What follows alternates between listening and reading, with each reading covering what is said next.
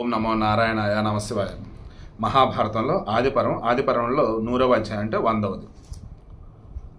వైశంపాయనుడు ఇలా అంటున్నాడు. శాంతను మహారాజు బుద్ధిమంతుడు, దేవర్షులు రాజర్షులు అతన్ని సత్కరించేవారు. ధర్మస్వరూపుడు, మాట తప్పడని లోకంలో కీర్తిని పొందినవాడు. పురుష శ్రేష్ఠుడు, సత్వ సంపన్నుడు అయినటువంటి శాంతనుల్లో దమము, దానగుణము, ఓర్పు, బుద్ధి, బిడియము, ధైర్యము, ఉత్తమ తేజస్సు ఉండేవి. ఈ విధంగా సద్గుణ సంపన్నుడై ధర్మార్థ నైపుణ్యం గల శాంతను మహారాజు భరత వంశానికి సమస్త ప్రజలకు రక్షకుడిగా ఉండేవాడు. శంఖం వంటి మెడ, విశాలమైనటువంటి ఎగుభుజాలు, మదపుటేనుగు వంటి నడక కలిగినటువంటి సార్థకమైనటువంటి ఉత్తమ రాజలక్షణాలు గలవాడు శాంతనుడు. కీర్తిమంతుడైనటువంటి ఆ రాజు నడవడిని చూసి ప్రజలంతా కూడా అర్ధకామాల కన్నా ధర్మమే ఉన్నతమైనదని నిశ్చయించుకునేవారు. పురుష శ్రేష్ఠుడైనటువంటి ఆ శాంతనుల్లో సకల సద్గుణాలు ఉన్నాయి. ధర్మ విషయంలో ఆయనకు సాటి రాగల రాజు మరొక్కడు లేడు. ధర్మవేత్తలలో అగ్రగణ్యుడై ధర్మాత్ముడై ఉన్న ఆయనను రాజులందరూ కూడా రాజరాజుగా అభిషక్తుని చేశారు. భరత, రాజులంతా శాంతనుని తమ రాజుగా రక్షకుడిగా నియమించుకున్న తర్వాత ఎవరిలోనూ శోకం కానీ భయం కానీ సంతాపం కానీ లేకుండా పోయారు. అందరూ సుఖంగా నిద్రించి సుఖంగా మేల్కొనేవారు. ఇంద్ర తేజస్సు కలిగి కీర్తిమంతుడైన ఆ శాంతనుని అనుశాసనంలో ఇతర రాజులు కూడా యజ్ఞ దానక్రియలలో తమంత తాముగా ప్రవర్తించేవారు. శాంతనుడు మొదలుగా గల రాజుల ఏలుబడిలో సర్వవర్ణాల వారు నియమబద్ధంగా ధర్మాన్నే ప్రధానంగా భావించేవారు. క్షత్రియులు బ్రాహ్మణులను సేవించేవారు. వైశ్యులు క్షత్రియులను అనుసరించి నడిచేవారు. శూద్రులు బ్రాహ్మణ క్షత్రియులను అనురాగం కలిగి వైశ్యులను సేవించేవారు. ఆ శాంతను మహారాజు కురువంశస్థులకు చెందినటువంటి అందమైన ఆ హస్తినాపురాన్ని రాజధానిగా చేసి నివసిస్తూ సముద్ర పర్యంతం వ్యాపించుకున్న భూమిని పరిపాలించాడు. ఆ శాంతనుడు దేవేంద్రునితో సమానమైనవాడు. ధర్మవేత్త, సత్యవచనుడు, రుజువర్తనుడు. ఆ రకంగా ఉంటూ తన దాన ధర్మ తపస్సుల కలయికతో మహోజ్వల కాంతితో శోభించేవాడు. ఆయన రాగద్వేషాలు లేనివాడు. చంద్రుని వలె చూడముచ్చటైనవాడు. తేజస్సులో సూర్య సమానుడు, వేగంలో వాయు సమానుడు, కోపిస్తే యముడే, ఓర్పులో భూమితో సమానమైనవాడు. శాంతనుడు పరిపాలిస్తున్నప్పుడు పశువులను, పందులను, జంతువులను, పక్షులను హింసించి చంపేవారే లేరు. సో ప్రశాంతంగా బతికే అవి కూడా. ఆయన రాజ్యంలో బ్రహ్మజ్ఞానానికి, ధర్మానికి ప్రాధాన్యం. వినయ సంపన్నుడైన శాంతనుడు కామరాగాలను విడిచి సమదృష్టితో ప్రజాపాలన చేయసాగాడు. దేవయజ్ఞ, ఋషియజ్ఞ, పితృయజ్ఞాల కొరకే కర్మలను ఆరంభించేవాడు. అధర్మ మార్గంలో ఏ ప్రాణిని కూడా సంహరించేవాడు కాదు. దుఃఖించే వారికి, దిక్కు లేని వారికి, పశుపక్షి జాతులలో పుట్టిన వారికి, సమస్త భూతకోటికి కూడా ఆ రాజే తండ్రి వంటివాడు. కురురాజులలో శ్రేష్ఠుడు, రాజరాజు అయినటువంటి శాంతనుని ఏలుబడిలో మాట సత్యాన్ని, మనసు దాన ధర్మాలను ఆశ్రయించి ఉన్నాయి. ఆ శాంతనుడు 36 సంవత్సరాల వయసు వరకు స్త్రీలపై ఆసక్తిని పొందక వనాల్లో సంచరించేవాడు. అటువంటి రూపం, అటువంటి ఆచారం, అటువంటి వ్యవహారం, అంతటి విద్య కలిగినటువంటి వసువు అవతారమైనటువంటి గాంగేయుడు దేవవ్రతుడని పేర ఆయన కుమారుడైనాడు. ఆ దేవవ్రతుడు మహాబలుడు, అంటే తండ్రితో పాటు ఈక్వల్గా ఉన్నటువంటి శక్తి సామర్థ్యాలు, తేజస్సు, విద్య ఇవన్నీ కూడా కలగటువంటి అష్టమ వసువు, 8వ వసువు ఎవరయ్యా అంటే మన గాంగేయుడు, గాంగ యొక్క పుత్రుడు, దేవవ్రతుడు అయినటువంటి భీష్ముడు అన్నట్టు. ఓకే, భీష్ముడు తర్వాత అయితే ఆ పేరు. దెన్ ఆయన శాంతనుడు కొడుకైనాడు. ఆ దేవవ్రతుడు మహాబలుడు, మహాసత్తుడు, మహావీరుడు, మహారథుడు కూడా. లౌకికమైనటువంటి అస్త్రశస్త్ర విద్యలలో నిష్ణాతుడు. ఒకప్పుడు శాంతను మహారాజు ఒక క్రూర మృగాన్ని బాణంతో చంపి గంగ ఒడ్డుకు వచ్చాడు. గంగలో కొంచెమే నీరు ఉండటాన్ని గమనించాడు. దానిని చూసి ఈ నదీ లలామ ఎప్పటి వల్ల ఎందుకు ప్రవహించడం లేదని పురుష శ్రేష్ఠుడైనటువంటి శాంతనుడు ఆలోచించాడు. దాని కారణాన్ని వెతుకుతూ మహా మనస్వి అయినటువంటి ఆ రాజు విశాల శరీరుడై, రూప సంపన్నుడై, అందంతో అలరారే ఒక యువకుని చూశాడు. ఆ యువకుడు దివ్యాస్త్రాలను అభ్యసిస్తున్నటువంటి దేవేంద్రుడిలా కనిపిస్తున్నాడు. తన తీక్షణమైనటువంటి బాణాలతో గంగా ప్రవాహాన్ని అంతా అడ్డగించి ఉన్నాడు. తన బాణాలతో గంగా ప్రవాహాన్ని అడ్డగించి ఆ తీరంలోనే సంచరిస్తున్న ఆ యువకుడిని అతి మానుషమైనటువంటి అతని చేష్టను చూచి శాంతను మహారాజు ఆశ్చర్యానికి లోనయ్యాడు. అంతకుముందు పసికందుగా ఉన్నప్పుడు మాత్రమే శాంతను మహారాజు తన కొడుకును చూచి ఉన్నాడు. కాబట్టి ఇప్పుడు అతడు గుర్తుకు రాలా. అందువలన తన కొడుకును గుర్తుపట్టలేకపోయాడు. ఆ బాలుడు తన తండ్రిని చూచి మాయతో మోహింపజేశాడు. ఆ మోహంలో శాంతనుడున్నప్పుడే వెంటనే అక్కడ అంతర్ధనమయ్యాడు. ఆ అద్భుత సంఘటన చూసినప్పుడు ఆ శాంతను మహారాజుకు ఇది అనుమానం కలిగింది. వెంటనే కుమారుణ్ణి చూపించమని గంగను అడిగాడు.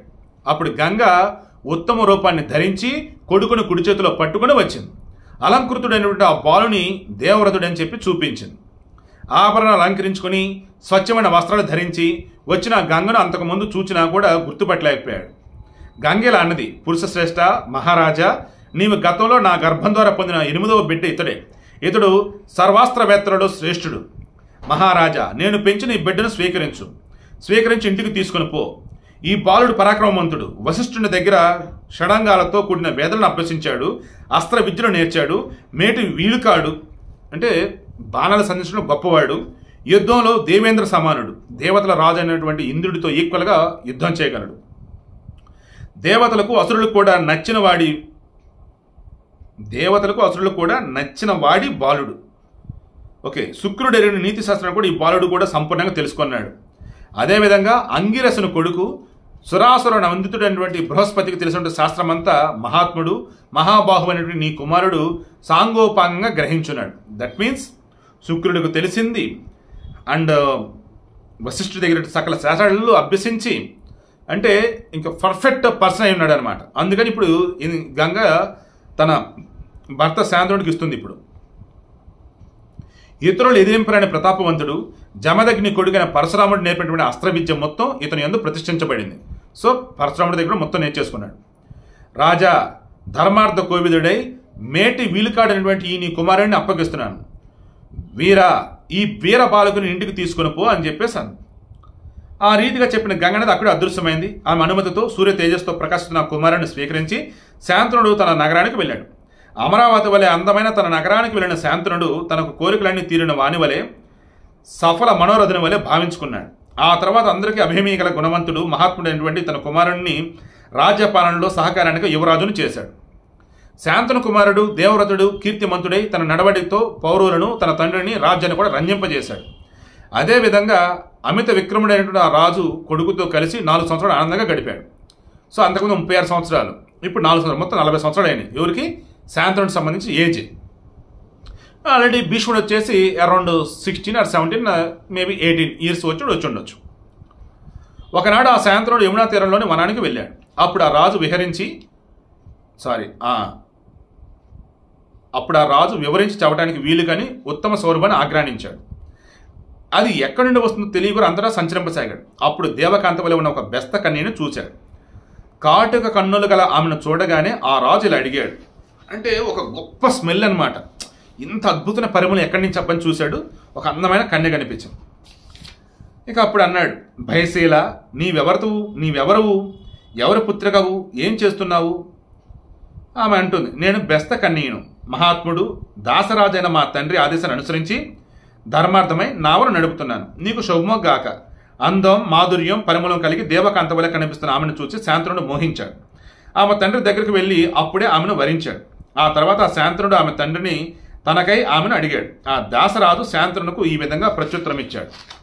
రాజా, ఈ అందమైన కూతురు పుట్టినప్పుడే తగిన వరునికి ఇవ్వాలని నేను సంకల్పించాను. కానీ నా మనసులో ఒక కోరిక కలదు, దానిని విను. నీవు సత్యవచనుడు, ఈమెను ధర్మపత్నిగా పొందాలని నీవు నన్ను అడిగే పక్షంలో సత్య ప్రమాణకంగా నాకు ఒక మాట ఇవ్వాలి. ఆ నియమం మేరకు మాత్రమే ఈ కన్యను నీకు ఇవ్వగలను.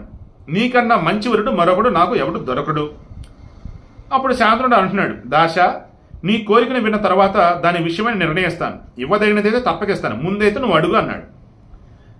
అప్పుడు ఇతను దాసరాజు మరలా అంటున్నాడు, సత్యవతి వాళ్ళ నాన్న, మహారాజా, ఈమె యందు కలిగే కొడుకే నీ తర్వాత రాజు అవ్వాలి, మరెవరు పట్టాభిషిక్తులు కాకూడదు అన్నాడు. అలా ఎలా? అప్పటికే భీష్ముడు ఉన్నాడు కదా రెడీగా. అప్పుడు శాంతనుడు తీవ్ర కామాగ్ని తప్తుడైనటువంటి కూడా ఆ దశరాజుకు ఈ వరాన్ని ఇవ్వడానికి ఇష్టపడలే. సో సత్యవతి మీద విపరీతమైన మోహం, కామంతో ఉన్నాడు, కోరికలతో ఉన్నాడు. అయినా సరే ముద్రా బాబు అనుకున్నాడు. ఇక అప్పుడు శాంతనుడు ఆ దాసకనుని గుర్చే తలపోస్తూ హస్తినాపురానికి వెళ్ళిపోయాడు. కామ మీద అతని మనసును చలింపజేసింది. ఆ తర్వాత ఒకరోజు శాంతనుడు ధ్యాన ముద్రతో ఏదో ఆలోచిస్తున్నాడు. అప్పుడు ఆయన కొడుకు దేవవ్రతుడు సమీపించి తండ్రితో ఇలా అన్నాడు, అన్ని వైపుల నుండి మీకు క్షేమమే, రాజులందరూ విధేయులే, అయినా సరే ఎప్పుడు ఏదో ఆలోచనలో ఆవేదన ఉండడానికి కారణం ఏమిటి? మీరు మౌనంగానే ఉంటున్నారు, ఏదో ఆలోచిస్తున్నారు, నాతో మాట్లాడటం లేదు, గుర్రంపై వ్యాహానికి కూడా వెళ్ళటం లేదు, కాంతిని కోల్పోయి పాలిపోయి కృషించిపోతున్నారు. మీ వ్యాధి ఏమిటో తెలిస్తే దానికి ప్రతిక్రియ చేయగలను. కొడుకు మాటలకు శాంతనుడు ఇలా సమాధానం చెప్పాడు. నాయన, నిజంగా ధ్యానమగ్నుడే ఉన్నాను. ఆ చింత ఎటువంటిదో చెబుతాను విను. ఇంత విశాల వంశంలో నీవు నాకు ఒక్కడవే కొడుకువు.